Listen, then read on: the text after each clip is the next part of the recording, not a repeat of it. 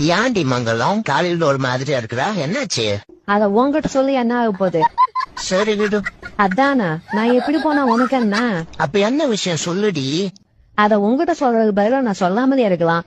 சரி சொல்லாட்டி போடி. கல்யாணம் ஆகி இத்தனை வருஷம் ஐயன் நீ இன்னும் புது பொண்ணு மாதிரியே இருக்கிறியே, எப்படி? ரொம்ப புகழாதீங்க, எனக்கு வெக்கமா வருது. இது வெக்க வருதா? கொடிக்கிருக்கே, இத்தனை வருஷம் ஆகி உனக்கு இன்னும் சமைக்க தெரியலையேன்னு சொன்னேன். மனைவியை நேசித்தால் 50% நெஞ்சு வலி குறையும்னு போட்டுதானுங்க. சரி நம்மளும் போய் மனைவியை நேசிக்கலாம்னு பக்கத்துல போனோம்னா அவன் நெஞ்சு மேலே ஒண்ணு விட்டா என்னால சுவாசிக்க கூட முடியல. இதற்கு நேசிக்கிறது. என் பொண்டாட்டி பூ கேட்டா, ஒரு பூந்தொட்டி வாங்கி கொடுத்தேன். தாகமா இருக்கு தண்ணி வேணும்னு கேட்டா, ஆப்பிள் ஜூஸ் வாங்கி கொடுத்தேன்.